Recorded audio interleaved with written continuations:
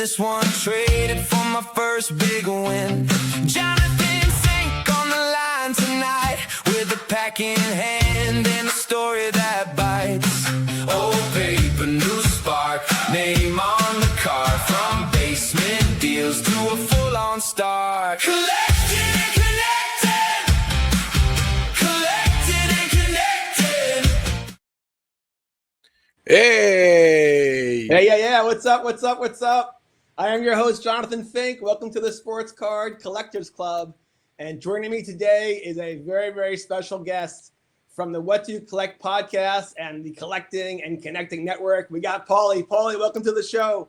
Hey, thank you, Jonathan. Happy to be here. Happy to chat some collectibles. Just chatting about a bunch of stuff. What do we got here? Coming back straight off of Summer League. This is a fun episode, and happy to be here. All right. Well, you log on, do what you got to do. You know, send out the bat signal to everyone on the network that we're live. And we're ready to roll today. But we're gonna talk about a lot of different stuff today, Paulie. We want to talk about Fanatics Fest, NBA Top Shot, Summer League. I love to talk to you about your road to the show as a reporter. We'll talk about my new show, thanks to you, the Rip Sessions, which I think is breaking new ground. I'm not sure if anyone's ever done what we're going to try to do. And, of course, you're invited to join us for the maiden voyage next week.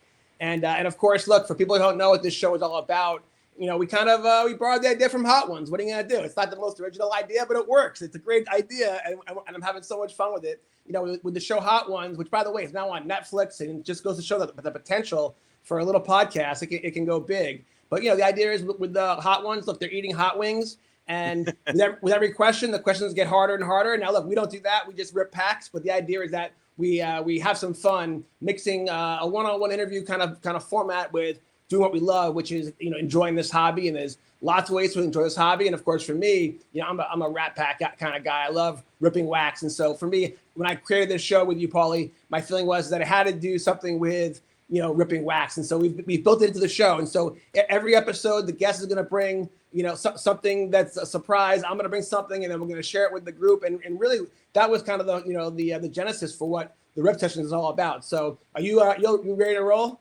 Yes, sir. We're ready to rock. So what'd you bring today? Today I got, I don't know if you remember, we got some digital. So we're going to do a little NBA Top Shot packs. This is some of the set rewards from the season, some newer stuff that just came out from those people collecting sets, all season long. I picked up a bunch of different, small stuff, reward packs from the marketplace. So we're going to share screen and rip through those. And I just may happen to have handy here with bubble gum included. Oh, look at that design. Look at this. Awfully familiar design, Paulie. 1987, still sealed. Look at this thing. I have not sifted through here. I don't think there's any big explosions. I don't know if we're going to go viral with any hits out of this pack, but we're going back in time. If you pull it down manually, it'll go viral in our little world, you know. Right. Junk wax, as you know, is my favorite kind of ripping. And by the way, it's still in these days, it's the most economical. Let's be honest. Look, prices are getting more expensive. It's harder and harder to rip wax, and I love to go. I can go buy a box for $30, and go deep into 87 tops. So yeah, awesome. Yep. So that's it. What'd you bring along? What do you got? You got some stuff there or what? I got some stuff. I'll be honest. I'm very influenced by the guests. And look, I went to Vegas 2 weeks ago because of you, Paul. You invited me, right? And going to, I'd written a draft for the Basketball Gods Are Real during the pandemic. It was a rough draft, whatever. I kind of shelved it. But, going to Vegas and joining you guys for the Summer League and being with the NBA Top Shot community, it got the juices flowing. The draft is out. I'm looking to update it and get it going because I even got an NBA 2K series going now, called Lost Franchises, because I'm so knee deep now in basketball thanks to you. And that weekend really got me kickstarted. And so I had to go basketball. We're gonna go with NBA hoops. Nice. It's interesting. NBA hoops doesn't get the respect that Prism and an Optic and some of these Chrome sets have. But actually, this year's set is very different. So I'll explain how and why. So I got some NBA hoops to rip. So I know, yeah. I mean, as far as I know, you for the most part, you would say your collection is mostly baseball, or what do you say as far as? I think a lot of us got started in baseball, but what do you over the years? Is as you're saying, basketball is kind of a new Yeah. new So like, I mean, area? yeah. So basketball is very, very new. I mean, I found some in my old binders. I found some like NFL score from the 80s. But I was predominantly been baseball. In fact, when my most prized collections are like my complete sets from the entire junk wax era, from the 80s all the way through the 90s. I also collect, the actual hobby boxes, and those are my favorite things to collect. But you know what? When I wrote, I gave you a copy of Volume 2, the Flip Life, which comes out in December. And look, we got to give credit to Gary V because he preached, for a long time about non-sports cards being the next bull market, and he was right about that financially, but culturally he was also right because for me, I never even thought about non-sports cards, and I now love Pokemon, and I've been, I got a Pichu, PC going on now, and I got a Pokemon ETB collection, and I have tons of V friends. And so, yeah, so I've now broadened out my horizons. It's not just baseball anymore. It's still my favorite, but I now got basketball, even WNBA. I even, hey, thanks to you. Come on. Who would have thought this was going to happen? I'm a Taurus astrology wise, but I got an NBA Top Shot account myself. And we're going to have to explain, Paulie, digital collectibles, because I think a lot of people have no idea what we're talking about, especially guys. Look, I'm 52. A lot of guys my age, have no idea what that's all about. So you need to really educate the folks about. So let's before you rip a pack of NBA Top Shot, why don't you explain what digital collectibles even are?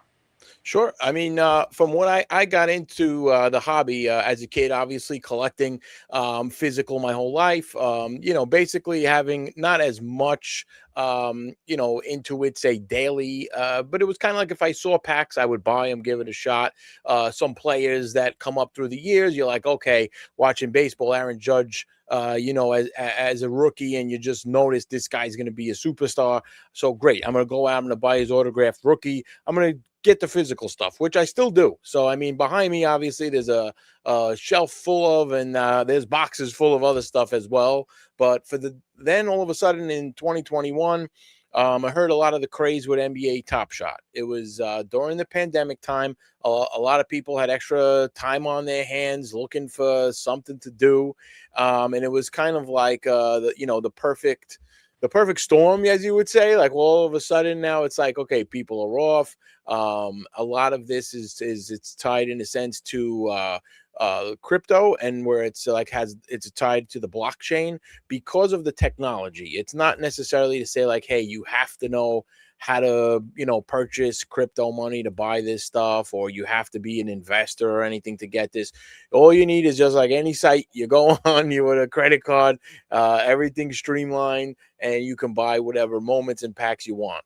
But the good thing, which the technology I found that what interests me is that it gives you a digital paper trail. So it gives you everything to say that whether you can see a moment was purchased from the marketplace, if it was opened out of a pack, and if you sell it to somebody else, you can see the wallets and the profile names that go along with this. So to me, it was something that automatically, if you like it and you like what you're looking at, it's authenticated. There is no taking it anywhere else. There is no, I wonder what this is, what if it's a 10 or a 9. It is what it is. It's digital. So it's what's great about that is just that once you have that video highlight, a video moment, basically it's yours, and you don't have to do any other work. Like, you're done. Once you get that play that you wanted and that grail that you've been waiting for, because that's what basically a lot of the collectors here, they have older moments that they've wanted, championships teams that have won, say 2-3 years ago. Some, collectors this season might have completed the Boston Celtics championship, legendary finals moments just this season because the price has come down, say, over the years, so people sometimes they have it, they watch it, they're looking to put their, investments or their money into other things, and they'll sell. So you can have an offer sitting out there, and all of a sudden, boom, your offer is accepted and it's yours. So it combines almost like if people who are used to going, say, purchasing on eBay to find their physical card collections, it's kind of combining everything into one place.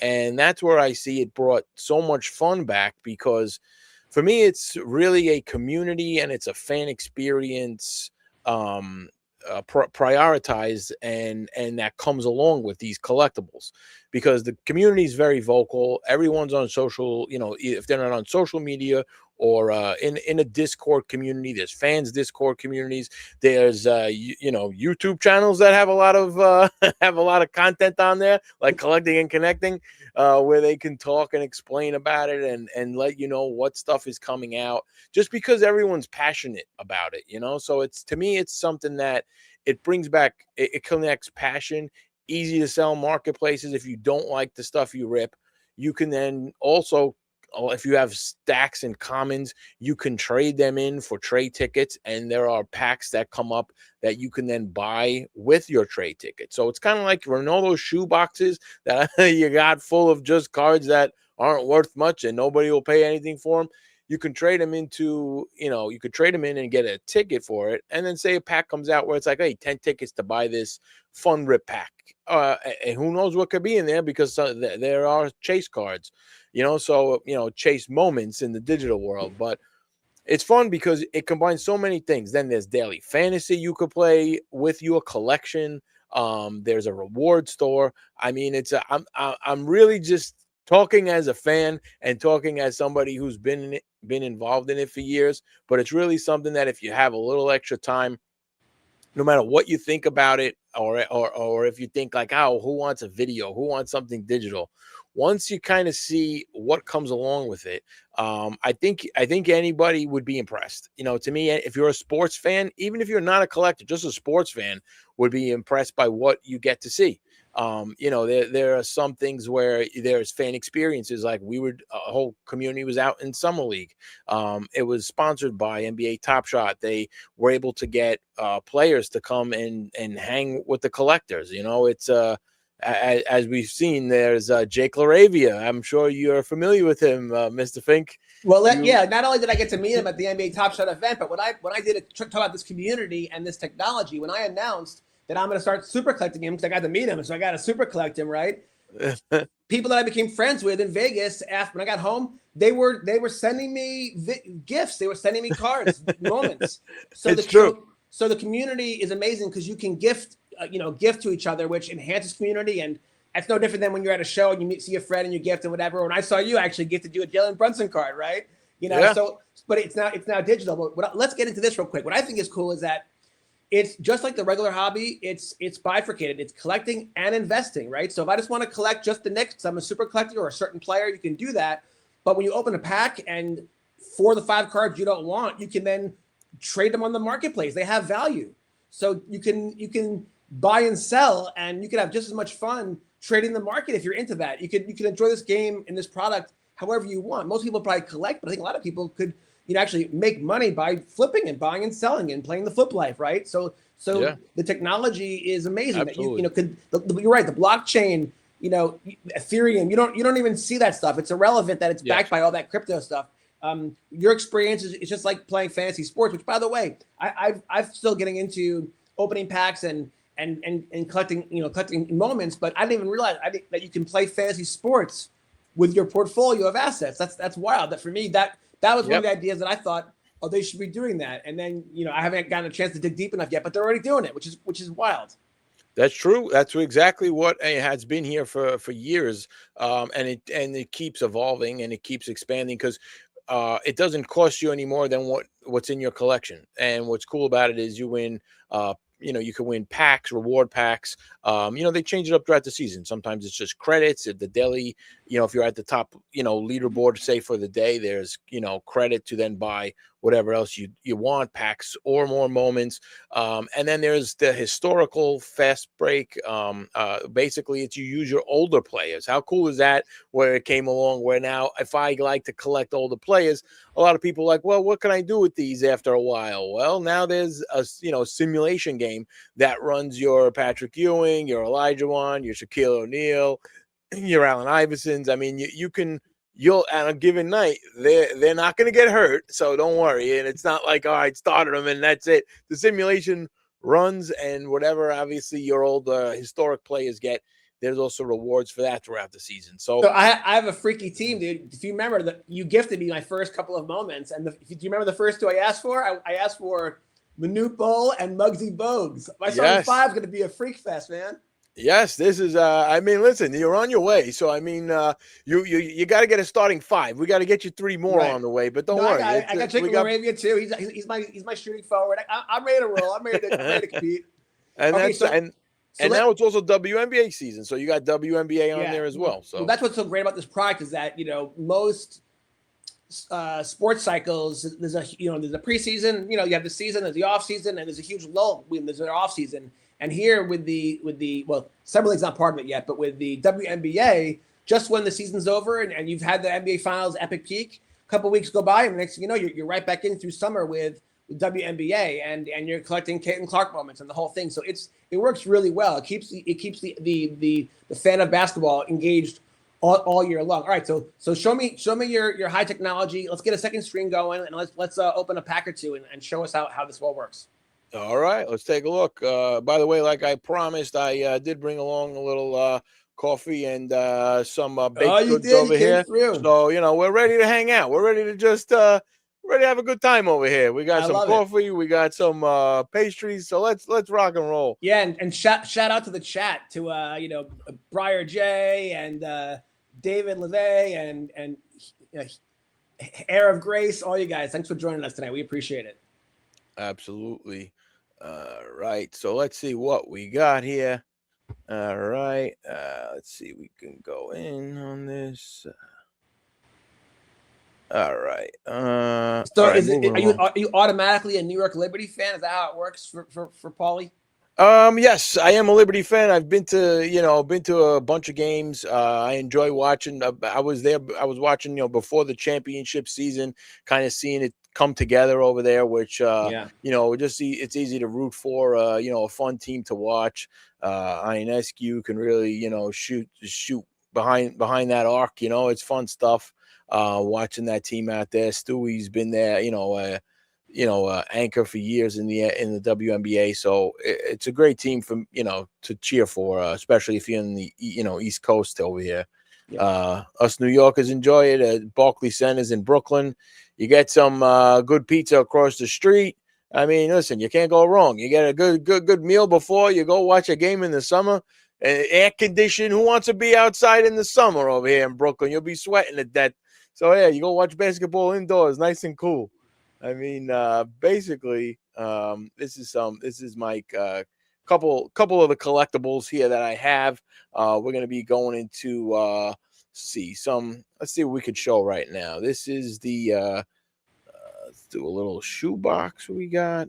So these are my legendary moments that I basically, just as soon as the Knicks won, the NBA Finals, I said I can't wait for these to come out, because why wouldn't you want to rewatch the finals and collect it as well? This is my number 9 right here. It shows of 39. So there's only 39 of these legendary moments here of Jalen Brunson. There is sound as well. I believe you're hearing it. You hear some music behind this? I don't hear the music. No? All right. There's music. Maybe I need if to you want it. do something. It's fun. Yeah, it's fun. I'm just letting you know. It'd probably be drowning us out right now anyways, but you can basically, I collected the whole finals, the New York Knicks. Wow, and it's worth $700. Currently, yep, the lowest, if you want it right now on the marketplace, yes, $6.99 is the price on that one. But that's what's so great about you, Paulie. There's no price that you would probably give, or what is the price? What's the price that Paulie would say? All right, fine, you can have it. I mean, for this legend, for this set, I don't know. There is no price. Honestly, for other moments, yes, there's the price. You waited your whole life for the NBA Finals, and then you won it. 53 years. I think I could miss a couple vacations if needed. I don't care what it is, but I had to get all the moments. You got Jose Alvarado. And real quick, let's talk about that. How, when people have to suffer for a very long time as a fan before their team wins the championship. Yeah. The exhilaration is unparalleled. So, I mean, talk about that. You've been a diehard Knicks fan your whole life. They've come so close. I mean, John Starks, Patrick Ewing, Charles Oakley, and come on, Lynn Sanity. It comes and goes, and they always fall short. Reggie Miller choking. So, please. Knicks finally did it. How was that experience for you? The whole playoffs. It's true. I mean, it was almost like I couldn't believe what I was seeing at times, just because you're constantly, doubting, I guess, in a sense, and going like you could see it. I think for me, it was, I could see after they evened up that Hawks series, they were down 2-1. And for me, I was like kind of looking at like they either need to come back and, make an adjustment and try to get Brunson some room, and someone else is going to have to step up. And once they started going to Cat, going through him, I kind of said, well, there we go. We have something now that can give him, now you're just thinking of the matchups. You're like, okay, so we can now go give him some space, Cat scoring points. Everyone else could breathe a little bit. Brunson has room to work. So I was saying that we can take the Hawks, you're thinking that. So now you think in the next series, like, all right, well, who do we want to face in this one?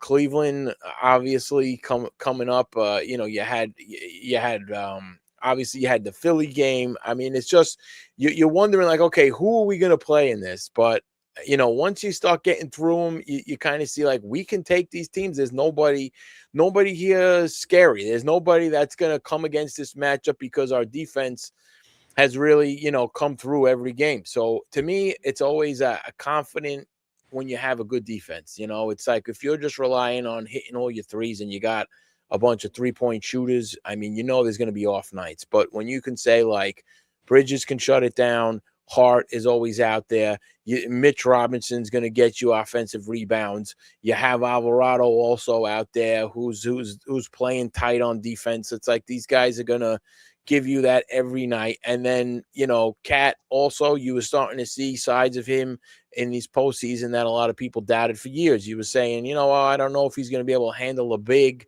but luckily they didn't have to, until they got to Embiid. Obviously, once you started seeing Towns turn the corner and blow past Embiid, you just kind of say, well, this is easy too. This could work. Like, this is good. So it was kind of just like a testament of time. It was like every series you were just wondering like, all right, let's see how this goes. And then once you started seeing those opponents, I mean, and then the finals was coming closer and closer. Me personally, I kept saying I wanted to face the Spurs over the Thunder, just because I said a team that has won a postseason, has a championship in the postseason, has experience. So I said, give me the young team with inexperience, because you don't know what happens. I'd rather take the unexpected than take a team that, knows how to coach and really has done it all and has crossed that finish line. So I was saying, all right, let's go. Game 7. I mean, I like the Thunder as a team. I think they're talented. They're fun to watch also, but I don't know how the matchup would have went against the Knicks. But once I saw the Spurs were there, I said, all right, let's do this. And, just those comebacks. After seeing a comeback once, you don't doubt it. You kind of just say, hey, you did a comeback like this once, and you can keep doing it. And I think that's those massive comebacks that they had just build huge confidence in them. And that kind of confidence in the end, when you're in the NBA, when it's a game of like rhythm and feel and emotion and obviously, that's what gets heightened in the playoffs, because your skill at that point, it is what it is. Like, it's really, you're not going to change your skill game, per game in the postseason, in the finals. But, that attitude, that confidence, that just, we know we can do this. I think that's what pulled them through, each game to come back. And watching it was unbelievable. So, I mean, seeing the city erupt, it was almost like the city couldn't wait to celebrate this every night going out there. They just couldn't hold back. It was just amazing to see the city come together for the first time, like in my life, in this aspect, because there's really not much of a division of fandom but when it comes to the NBA, you always got a huge, Yankees versus Mets, Jets versus Giants. You got the Rangers, the Islanders, the Devils for hockey. So every time there's a championship, you're always losing a big crowd here, So I know the Nets are in Brooklyn, but they started out in Jersey, so their history of playing ball does not go back as far as the rest. And obviously the market, and look at the jersey and hat sales throughout the years. The Knicks surpass, the Brooklyn Nets by a lot. And this was it. This was our season, so it was great. I mean, and here it is. This is why I purchased this OG Anunoby here. Luckily, I got this one in a pack. But if I didn't, I would have easily purchased one of these along the route to get this the tip-in shot, which I just can't watch enough. Yeah, and for those who are into investing in sports cards, this is something that Paulie got out of a pack, and the current price is $1,650. I mean, let's go. That's real money, man. And then take a look. I mean, if anyone's wondering, here's the activity, which is why it's also so cool. In a matter of less than a second, I could see what has happened. There's offers on this. An offer right now for $800, a sale that went for $1055, a sale that went for $1099. Another offer that's in on here, a sale for $1355, a sale for $1199. I mean, it's right here, and you have the whole. This is why I love the blockchain when it comes to purchasing, because you pretty much can see it as, a chronological history from the timeline of when it started to, up until the moment. And you say, okay, this is what something is really worth, because in case if there's ever one of those like outstanding purchases, like sometimes, it's come across even in the physical world where you can say, wait, why did one rookie, one autographed rookie card sell for triple the amount than the rest of them? You know what I mean? Like, okay, you could, take that one out, because here you could see the whole history. You don't have to go back with a pencil and paper and mark every sale that you can find online of a physical card. You know what I mean? It's so if you're looking into it from, I guess as far as with your wallet, on hanging on every purchase, you can make educated purchases based on the market and what it dictates. All right, that's cool. All right, let's open a pack. And then I have another question about the Knicks run, about spirituality. All right, let's open a pack. So going to the collection, we're going to packs. Now, this is something that I wanted to just kind of let's talk a little bit about the set completion rewards. Something that was lost, I feel like, in physical, the physical card world is collecting sets.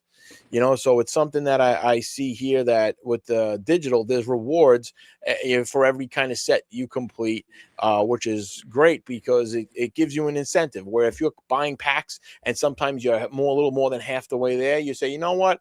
Let me just put in some offers. If some people bite on these prices, I may love the set and I'm going to go out there and complete it anyway. Or maybe for, a little bit more, now I'm getting a reward pack and I get something for it at the end of the season and another shot to maybe, hit a chase card and hit something in there. So let's go. I love it. It's like capitalism, free market capitalism, but NBA Top Shot makes it fun, Yeah, basically, there's an incentive to it. So this pack, obviously, you can see all the details as far as the supply was over 4,000 of these packs exist. Basically, here unopened, there's still 1,235 unopened packs out of the 4,099. But out of that, there are still some one-of-ones left in here. Let's see, you got Cedric Howard. For any skeptics out there, remember, this is the blockchain, so everything is backed by a blockchain. So if there's a 101, there's really a 101. There can't be 5 fake 101s. Like, you could fake something in physical form. You see all the time. PSA talks about how, the Michael Jordan, 86 Fleer, they get hundreds of counterfeit paper cards submitted every year. Same with the Honus Wagner, Mickey Mantle. So here, everything is backed by the blockchain. So you have a certain number of packs, and there's the probabilities, and then there's the parallels that are built into this that are numbered. For example, it's just you could open up 100 packs in a row and you might not get one of them, but they are there just based on random probability. No different than when you go to the casino and there's a slot machine and you don't know what's gonna, the next pull might be the big win. It might not be. You just don't know. Exactly. Yeah. But no, here you'll see when they, when they're hit, you'll see who has it. You'll see who ripped it and the time. Like everything is just so transparent. So that's why, to me, it's like, take a look at the product, take a little time. The community's helpful.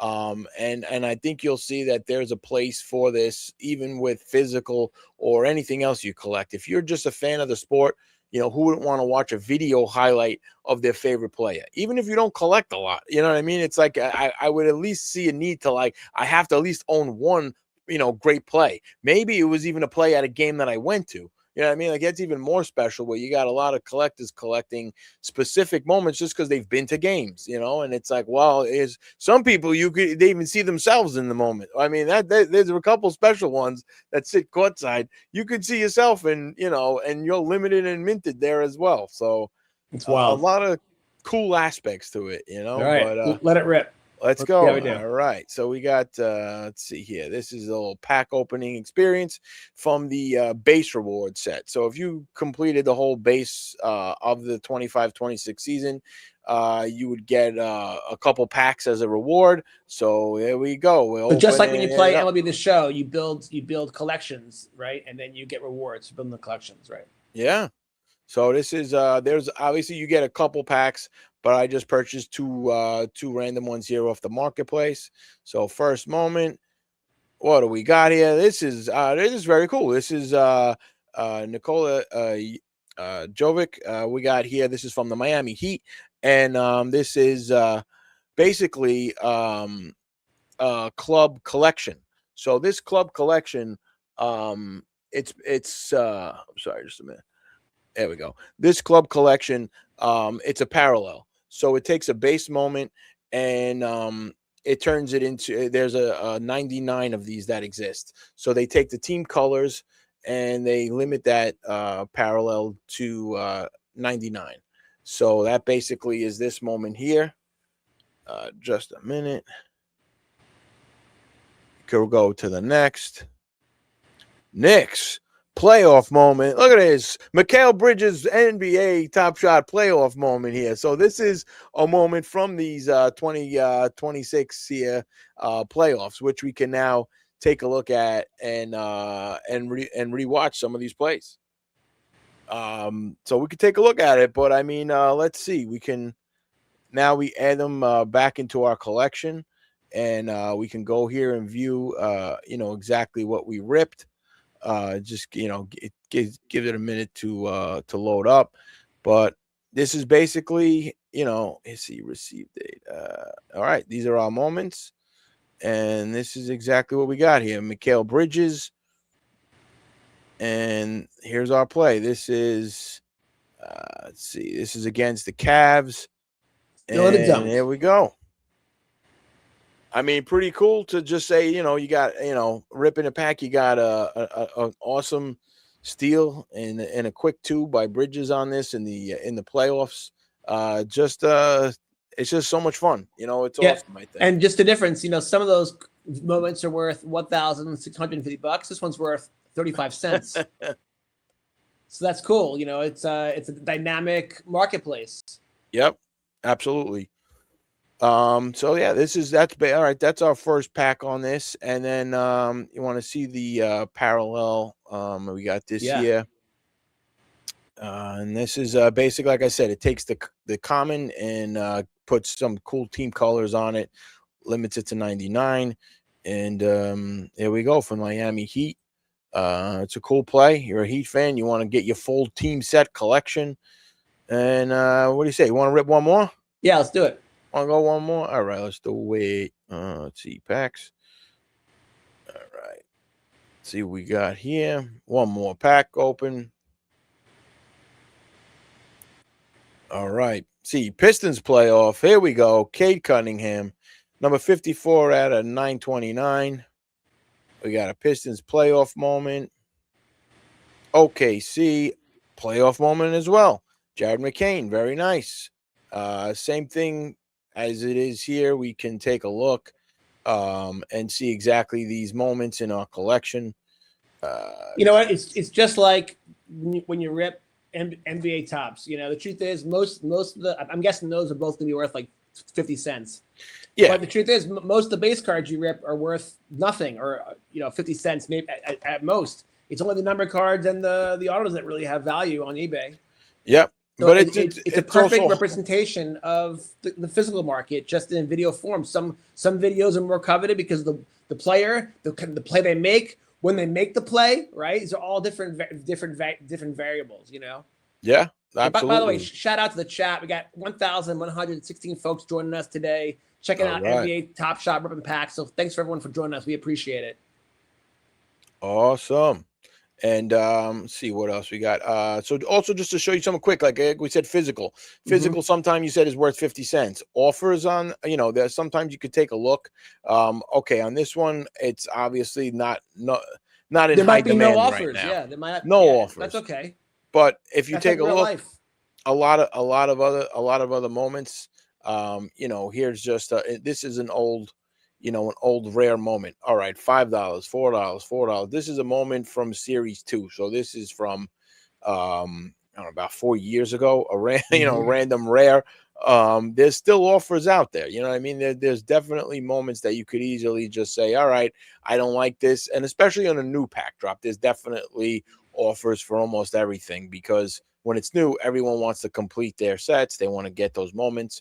So you can instantly just accept an offer. You have your credit, and now you can go back and rip some more packs. A lot of times with a physical card that's worth 50 cents, you're in the shop. Well, who's going to give you 50 cents? Now, sometimes no one even is going to do that. You know what I mean? Like, it's hard, but you can't even convert them. They say they're worth 50 cents, but good luck. Sometimes even the shop owner's like, nah, that's all right. You can keep it. But this is some of the fun here. I mean, I can go on to this for a while. Talk about whatever you want. Obviously, there's fast break. When you go on the play, this is where you kind of see some of the fun. There's prediction picks for points, and then there's a reward store that opens, and you can purchase like merchandise, autographed memorabilia. At times, they load in physical items as well, Top Shot merchandise. That's under the reward store. But then this is like the fast break. So this is basically your WNBA lineup. Now, is this the fantasy league, or is this more like daily? Is it more like daily fantasy, basically? Exactly. Yep. This is my run. I got one loss back on July 16th over here, last Thursday. Just fell short. But the rest, we got wins over here. You just see it's in green. Win 1-1-1-1-1. And we got one more out of this tonight. Is the last game of this run. It was only a right. This is an important point, Paulie. This is important. So much of this hobby, the prerequisite is spending money, right? You can't rip packs unless you spend the money. Well, so here's an example where you have to spend some money to rip some packs, acquire some assets, right? Some digital collectibles. And once you have them, you can, you want to rip more packs, spend more money, you can if you want to, but you don't have to. You can just play the daily games with the cards you have. And so it doesn't have to be a money pit. If you love it and you want to keep spending money, then that's awesome. I'm sure NBA Top Shot's thrilled. But the point is, it's a platform just to have fun too, but you have to have enough. It's just like you have to have some chips to go in order to play the game. So you have to have some players. But once you have a starting 5, basically, you can just enjoy the app, and then basically just like when you play, fantasy sports, or when I play my MLB franchises and whatever, you upgrade your team, right? Every once in a while, you might sell a player, and then you upgrade your team, and then it gets better, and then it gets more fun as you kind of have this road to the show grind as you keep improving your team. You start with the rookies, next thing you know, you're playing with the legends, and your portfolio gets better, and it's more and more fun as you keep going. So that's awesome. I love it. It's true. I mean, then you can see here, these are the prizes. This was run 7 of the season, and it's only 8 games. 2, 4, 6, 8. Yep. So, and it shows you here your prizes. Daily, the person who comes in first wins $75 Top Shot credit, and then you use that to buy more moments, packs, whatever, and it goes all the way. They reward up to the top 100. All right, it's $2, but I mean, it's every day this is going out.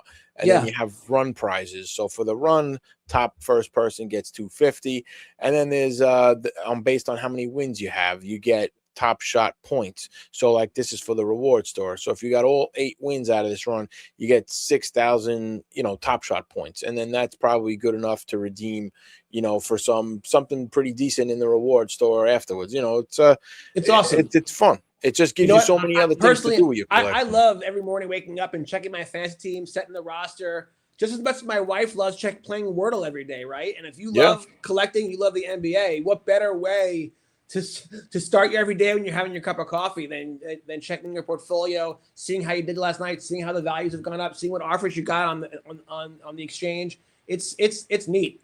All right. Yeah. For all this talk about digital, let's go old school. Let me rip a couple of these. All right. Here we go. Let's see. I'm going to throw some old timers up here. There's old Allen Iverson back to the 76ers on here. Oh, yeah. This is practice. What do you mean practice? This is the rookie Allen Iverson moment. So if you even want to go back in time and look at your old stuff, like, what I'm saying? Watch his footwork. Oh, wow. Look at this. It's just great that you could even collect this. I mean, to see someone's like, you can see a rookie card, but do you really remember how they performed that rookie year? It's true. What I mean? Check it out. I mean, think about it. Like, I'm a junk wax kid, so I grew up. So the first fantasy league I ever played was in high school. So like 1988, and we played NBA basketball fantasy, and you had to literally, we did the box scores by hand because from the newspaper every day, delayed, And like, so all my favorite players that I grew up with, like Drazen Petrovic comes to mind, from before he passed away. I was, being able to get the videos, not just of the current players, but of the past ones from like your childhood, the same way you love collecting, You mean the vintage cards, You mean this guy right here? Look at this. This is he fools Elijah on this one with a ball fake. Drops career high of 44 points. So you probably you might have watched this game back back. I'm sure I did. Currently, Derek Coleman. Yeah, he was on my fantasy team for sure. This is pretty crazy to think, in the future you would be able to collect that moment that you watched. Right. And by the way, check that out. It's worth $198 versus the ones that are worth 35 cents because it makes sense. Because the same way that you value your 1964 Willie Mays card, you're going to value your Drazen Petrovic, and you're not going to want to give it up unless it's for a very, very good price because you love that memory. And what's wild is the same way that you get the warm fuzzy feeling with dopamine hit, whatever, when you look at a card on your shelf, it's the same thing. But when you're online at the bank, you don't have your cards with you, Paulie, but you do have your phone, and you can pull up your Drazen Petrovic and pay respect to him and watch a couple of his awesome plays that give you the warm fuzzies because you can. It's wild, and so I feel like this is the next extension of the hobby. It's the future. People are gonna always want the physical collectibles. People are gonna always want to hold the pack in their hand and rip it, but I can see how the digital space is going to become really big. In fact, I mean, the next generation, all these kids that are growing up on TikTok and Instagram, whatever, it's totally different than when you and I grew up. And I feel like maybe that first experience with the hobby might be digital. It might not be at a Fanatics Fest. It might be an NBA Top Shot. It's true. I mean, I think the more the kids kind of could easily, right now they maybe see this. So Paulie, let's minimize. Hold on. Let's see your pack rip. So here we go. Hold on. I'm going to pull this out. This is what we call a synchronicity. All right. All right. So you ordered me a Sports Card Collectors Club T-shirt ahead of time, right? That you paid for. So thank you for that. And I could wear it at the Top Shot event, which was awesome, and I did. And I wanted to reciprocate, so I did a couple of things. I gave you a copy of Volume 2, The Flip Life, a little ahead of schedule, which was awesome. And then I gave you 2 cards. Okay, now one was a card that I had pulled on my pack opening series, but I gave it to you because it was so apropos because it was Jalen Brunson from the Knicks All-Star game, right? And then the other one was actually from the old I don't know if it's what year, 1989. It was the Skybox, and I pulled a Knicks logo card, and so I gave you both. Okay, so here's a synchronicity. Now, what is the synchronicity? It's when 2 different events happen that should have nothing to do with each other, but when you understand the meaning, it's got everything to do with each other. So the first card right here, and I'm not some like magician. This is the sports card gods. The first card is the card that I gifted you. Are you freaking kidding me? That is. I have it. Yeah, it's a little more than an arm's reach, but I would get up. But that's the kind of thing. This is kind of why I love to write books, right? That's crazy. I want to write about these kind of moments, and explain, try to get to that mystery of how that Look happens. at this. Total coincidence? I don't know. Maybe it is, but that's pretty cool. That is nuts. The exact same card you gave me is the first card you pulled. It's funny. On the ESPYs the other night, I was watching the ESPYs, and they had this guy, the Mentalist. Did you watch that guy with the Mentalist? Yeah. Yes. Yep. How that guy is reading minds, I don't know. Is it rigged? Is it staged? Or is he really tapping into some telepathy, whatever? Yeah. I don't know. But this is the kind of stuff that he does, and you're like, This is crazy. No, listen, I saw the Mentalist in the hallway where I work, and he did some fun stuff, and still it was pretty mysterious to say how did he do this, but pretty wild. Okay, by the way, for all the card buffs out there, so for look, the NBA owns the license to NBA hoops. It's one of the and only this year did they get the license to Topps. It had been with Panini in the past, and it had been with other manufacturers, back in the 90s and whatever, okay? So this is the first year. So Topps now has the license for basketball and football, of course. It made a big splash. But this is an example where they have made their base product freaking awesome. Every card, it still feels like paper. It's not thick like the Chrome cards, like the optic cards, whatever, or Prism, but they all have a refractor. Let's see how they refract in the light. Mm-hmm. So it really makes every base card feel special. Look at that photography, by the way. That's pretty sweet. Yeah. No, they're nice. I like these cards. I mean, these are. So, by the way, at the NBA Summer League, when you walk around, through the hallways, they have this setup, and they have this giant wheel you can spin. And if you hit the jackpot, they have this wall, and then you can pick any card. It's just all filled with just glass magnetics of all. It's like the whole NBA set of this year with this set, and you can pick out pick your card. It's very, very cool. Oh, that's neat. That is pretty neat. Yeah, actually, the Summer League is a topic I wanted to talk to you about because, I mean, NBA Top Shot could host their event any time of the year, anywhere they wanted. They don't have to do it in the offseason. They don't have to do it in Vegas. But doing it in Vegas in the offseason during the Summer League is a really smart move because the Summer League is just that awesome. Maybe for those people who don't know, I just had my first year. You've done it a couple times. Why don't you explain to people what the Summer League is all about and what makes it so unique? Being at Vegas and at UNLV. Yeah, I mean, this was actually my first time going down for Summer League. Right on. Top Shot, they have had events the last couple years. I just wasn't able to make it. But it's great because everything comes together in that town. It's like you have the Summer League going on, at 2 arenas down there. You have a bunch of high school basketball championships going on at the convention center. You have local gyms are having games. It's just like the whole town turns into a basketball city. It's great for the time that I just that we just came from because you're able to talk basketball with anybody in front of you or behind you online.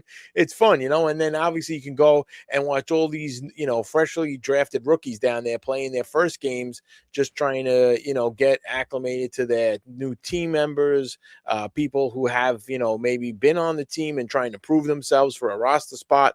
It's like spring training for baseball, but it's obviously in a gym. And it's for basketball. So, I mean, it's a great thing to experience. And then when you go down with a bunch of collectors in the off season, it's just a lot of fun because everybody's just able to see players all around. Obviously, we were able to hang with a couple of them thanks to, Top Shot's connection that they have with the NBA. So Cedric Coward was able to come and shoot darts with the VIP collectors of Top Shot. There was a private event. That was one of the days. Obviously, we had a big open, fun shoot around. Jake LaRavia from the Lakers came to that.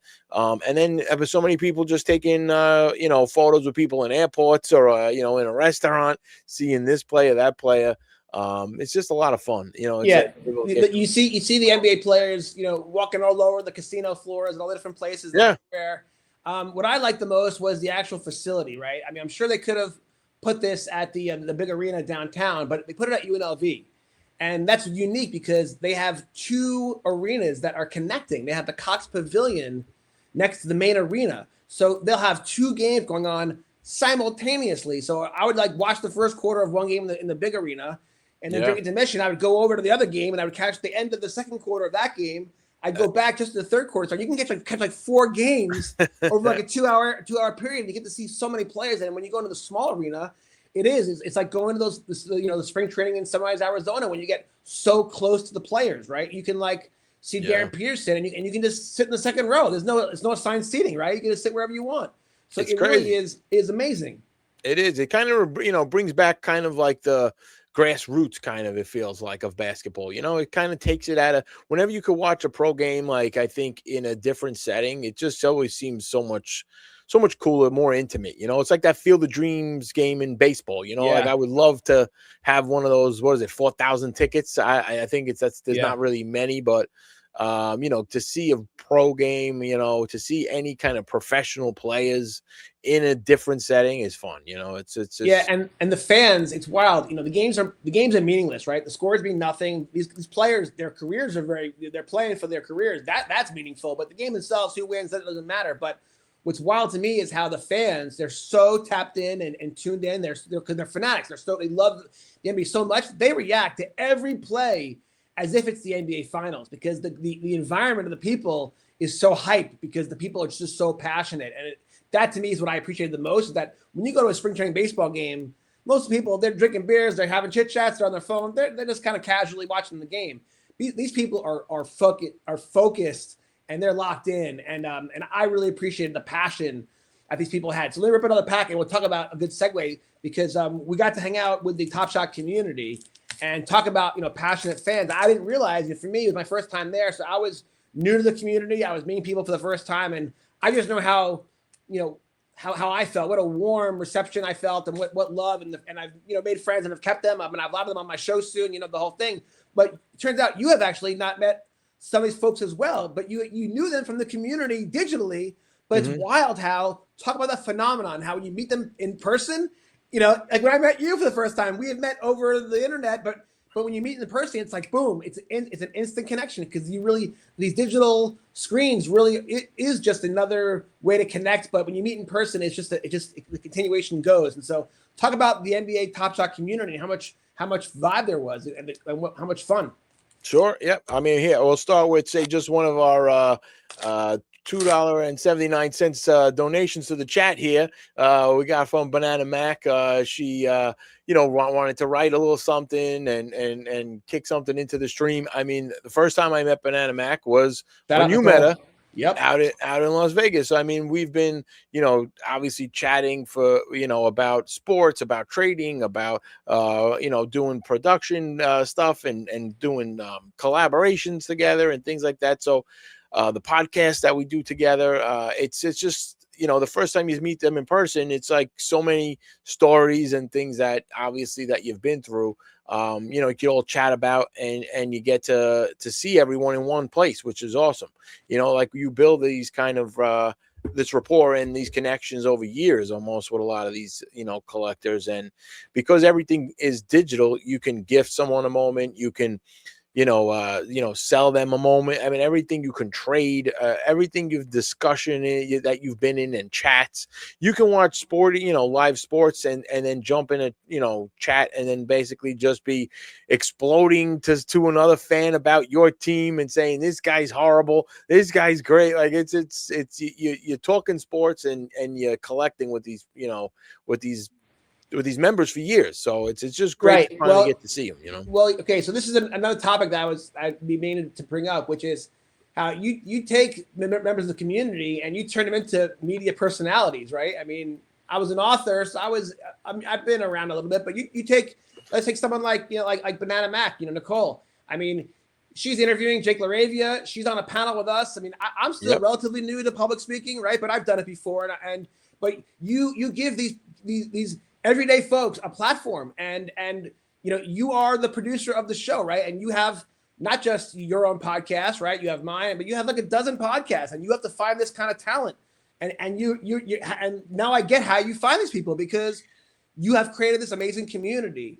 And then, by the way, you give someone like Nicole the platform, and then Nicole's been doing that. Nicole's been doing this for a long time. So she's actually, like, that's the thing. A lot of people Collecting and Connecting has been going on from the beginning days of Top Shot. So I've kind of come in, but maybe a little over a year ago, a little year and a half. So a lot of stuff has been going. It just came from the fandom, and it just came for the love of it. But then, yes, as we grow, I try to get other collectors who are passionate about whatever it is. It could be just their team, and they're not maybe a huge collector, but okay, right. we're still gonna we want to hear about sports, and we want to hear about our favorite team. So if anyone I see that is passionate about it, really wants to come on and voice, and has good opinions and voice just kind of their love of the game, or just that a little bit about their collectibles, or a lot of it, like, it doesn't matter. It's just we want to hear that, and I will work with them, obviously, to try to give them a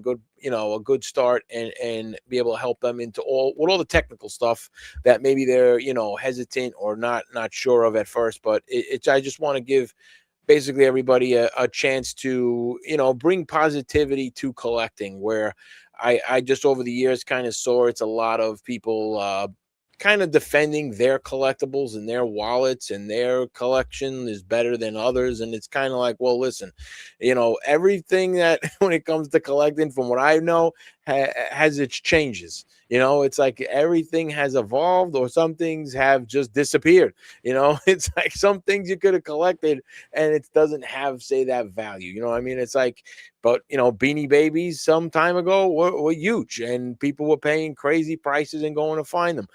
But it's like, not to say they have no value, but obviously the craze isn't there like it was.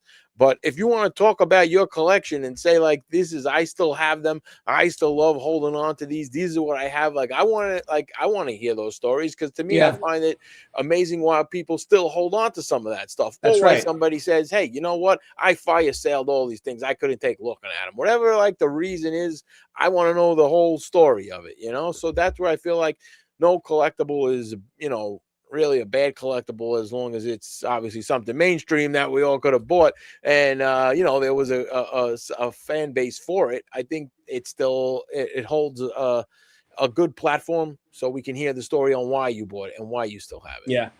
Okay, so as I open these cards from pack number 2, obviously this is NBA Hoops is now owned by Topps, and Topps is owned by Fanatics.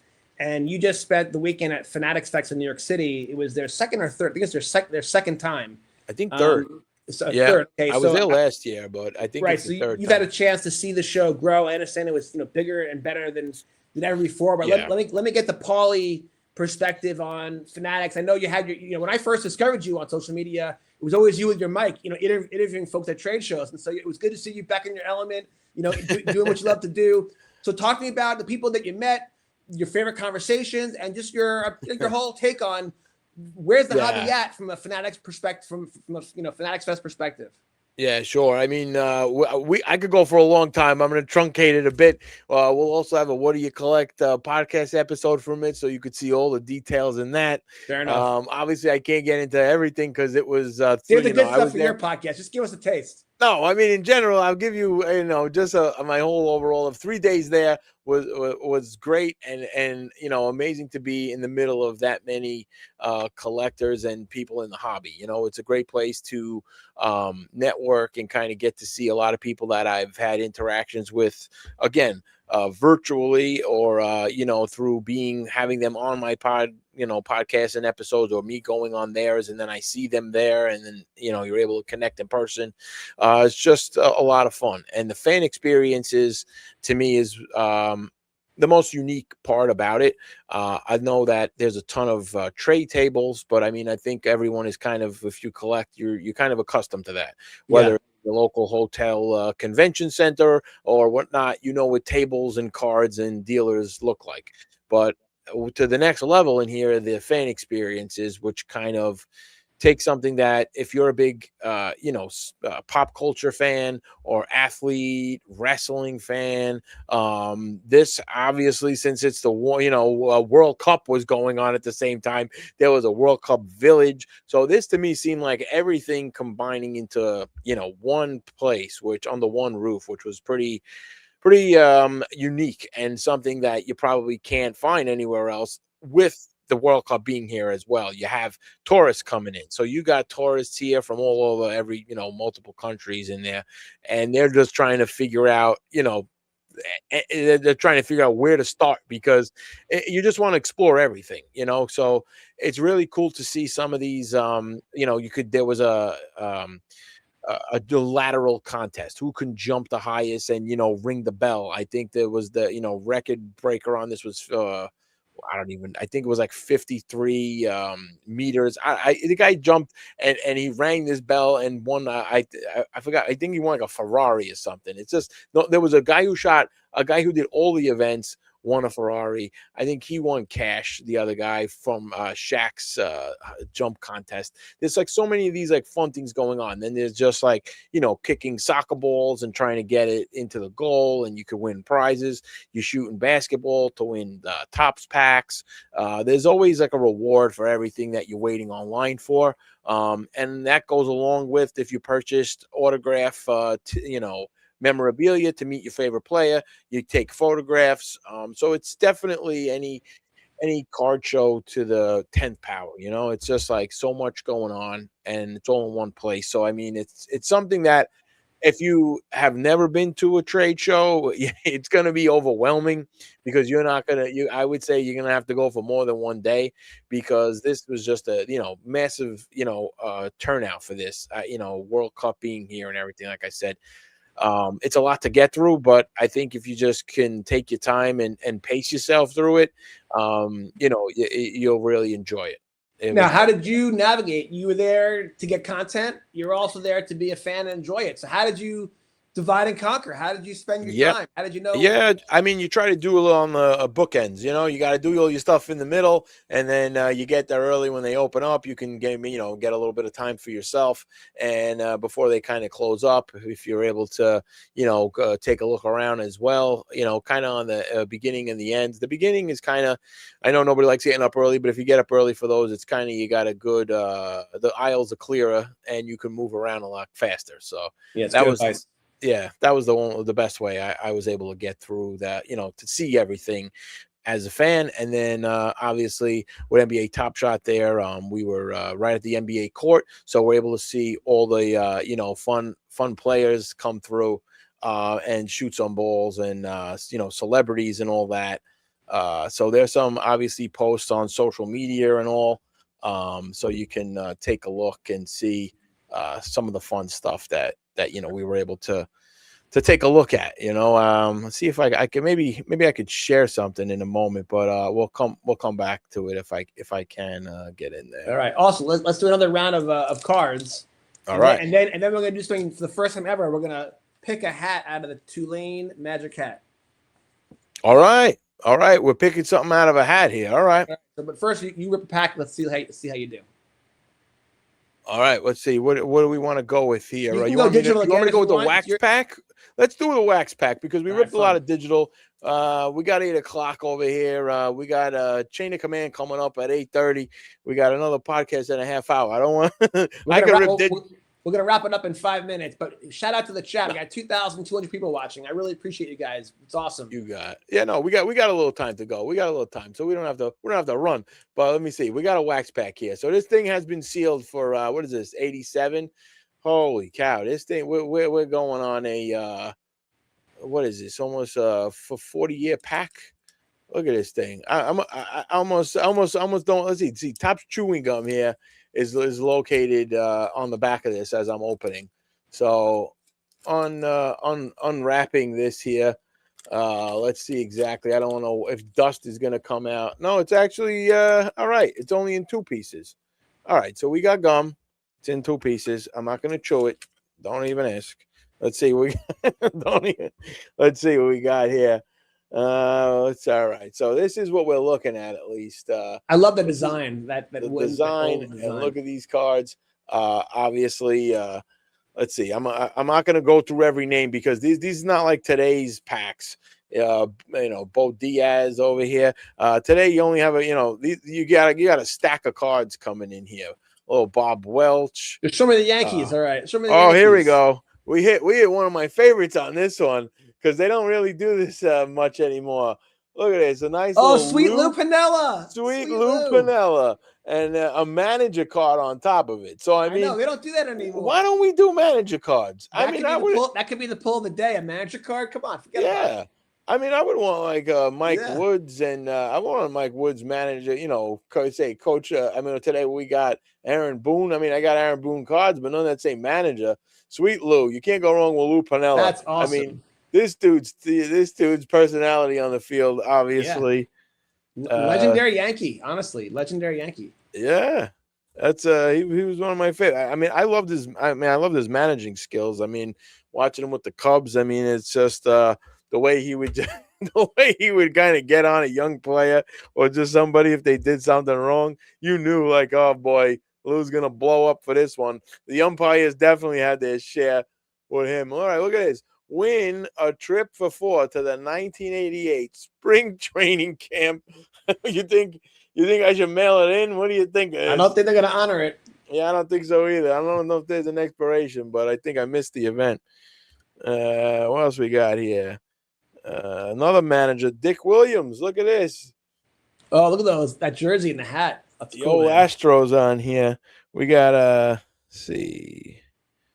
Ron Davis. This is some fun stuff. A little Twins leader. A little what do they got? Who's in this card here? Kirby Puckett, I bet. No? Look at this. Pitching. It's like a pitcher catcher. So this is a Twins leader, and looks like it's probably Bert Blyleven, and he was great. It's it's just like nice little, like, just to think that, even back in '87 they weren't they were trying to give you something different, something different in the pack, not just you just straight pictures. They were the inserts of their time. Yeah, Ken Phelps. All right, and last here, Steve Lake. This is what we're looking at here. We got a whole slew of them, but you pulled Lou Piniella. That's good enough for me. All right, let me get my pack going on. Sweet Lou. Yeah, sweet Lou. Nice. That could be the winner today. We'll see. The wood grain. Can't go wrong. We're really feeling it. My first card's another Jalen Brunson, an insert. Look at this. Beautiful. I'm in New York. It's hard to pull them New York. I mean, the basketball gods. Actually, so I mentioned that was a topic I wanted to talk to you about with the basketball gods. So check this out. So, like, did you notice how 2 of the games after the Knicks had epic comebacks, Cat was being interviewed live on the court, and he was giving credit to his passed away mother. Yes. As if she was like a basketball god helping his team win. Yeah. And then there was something else. If you remember, the last promo I put out for this upcoming show was you and Danhausen, because you got to meet him in the studio at ESPN where you work. So talk to me about the Danhausen curse, and are you a believer? Listen, I'm a believer. I'm a believer in Danhausen because he uncursed the Knicks, and they went on one of the most incredible runs in Knicks postseason history and won it all. Now, whether or not, I'm not saying, all right, I believe in exact, spells and I don't know, books of taboo and things, but I mean, just for the sake of, sometimes you just give somebody confidence by this, who knows? That's right. Yes, I agree. Power of positive thinking is a part of the secret sauce too. But what's also weird is he didn't just uncurse the Knicks. He then specifically cursed the Pacers, right? Oh, no. Cleveland. He cursed the Cleveland, and they swept them 4 games in a row. Yeah. No, okay, by the way, if you're going to plan on writing something on this, by the way, I'm going to have another story to add to you along with this Knicks stuff. At Fanatics Fest, very cool looking card there, by the way. At this Fanatics Fest, I met an awesome fan who had a story that you could kind of say might have helped the Knicks win also. It's some incredible story that I'll start it out with just saying that he broke his leg on the night before he was supposed to go to the game. And he basically was, doubting whether or not he should go. And this was the night that the Knicks came back against Cleveland from, that 22-point, deficit. So he's there with a broken leg, and I think the story is like they basically saw him there and was like, hey, why don't you take the elevator, because you're hobbling around. And he was basically like, all his friends were like, you shouldn't be going to this game. He's like, I don't care, I'm going anyhow, I'm not missing this. So he takes the elevator, he gets off on the wrong floor, he's walking around some VIP level, and who does he see? Clyde Frazier. Clyde Frazier starts talking to him and is like, hey, what happened to you? And he starts talking about his injury. He's like, I had that. Frazier's telling him I had that same injury. So then Frazier's like helping him along. And then they meet. He basically going trying to find his seat. And some guy tells him like, hey, listen, where are you sitting? He's like, why don't you take my tickets instead? And he's like, well, I don't know. Guy's like, I'm all right. I'll just go sit in my normal seat. I just want to watch the Knicks. And the guy's like, no, really, take my tickets. So there he is sitting courtside. So from going in with a bum leg, sitting in the nosebleeds, this guy hung out with Frazier, sat courtside. And then there's more to the story, but I'm gonna save some of it because it just kept going on how basically people were leaving the stadium for this comeback. And then people started shouting, the kid with the broken leg still here. Where the heck you people going? So everybody started crowding around him and his broken leg because some people have left. And they all were starting to watch the Knicks come back from that deficit. So his story kept going on. There's some other oddities in there, but I love it. I love it. Well, that is beautiful, man. I mean, the basketball gods are real. The sports car gods are real, no doubt. And I guess let's just wrap it up with my upcoming show. Maybe you'll join me as one of my upcoming guests. But next week on 10 o'clock Eastern, we're doing the Rip Session, which is basically another podcast from the Sports Card Collectors Club, where we're just gonna rip packs, just like going to a local card shop and sitting around at a table and just hanging out. And so I'm gonna DM me and I'll send you a link and you'll join the podcast. We could have 4 or 5 people, could have 10 people on here, just hanging out, taking turns, ripping packs, sharing stories. And we'll go for an hour, maybe we'll go longer if it's cooking. And that's just a new way to enjoy this hobby, using the internet as a way to connect and collect together. So it's just another way for you to help fulfill your vision, Paulie, of collecting, connecting. Rip sessions will just be about ripping packs and enjoying this hobby together. That's awesome. Listen, I love it. I think it's definitely something that's great to just keep putting out some content here, sharing stories, people that are passionate and, able to, just really love the hobby, love these cards. It's great to hear from them and get your news from them. Cause a lot of times it's like, you'll be able to find out about a new, upcoming pack, or you're telling some information about, what else to expect. I mean, it's just something that's fun to hear it straight from other people. It's a great news source and a great way to basically share, these stories. I mean, I love hearing it, and I love the growth. I love the way you. Yeah, and by the way, this guy Yang Hansen's going to be a new PC card for me because I've created a NBA 2K franchise called the Lost. I think it's called the Lost Franchises. And the players that I use in the game, I'm going to collect their cards and create a PC of it. And so this guy is was my first round draft pick, so I needed this card. So this is a win for me. I'm stoked. Awesome. All right, well, Paulie, dude, thank you so much for joining me today. You are the best. You're the reason I'm even doing this. And you're doing great. God bless you, buddy, and we'll do it again soon. You take care. Appreciate it. Thanks, Jonathan. All right, be good. Thanks so much.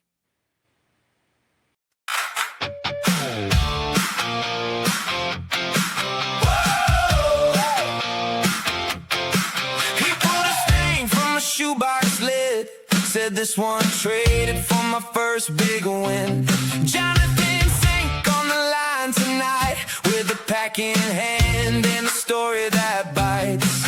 Old paper, new spark, name on the card, from basement deals to a full-on start. Collect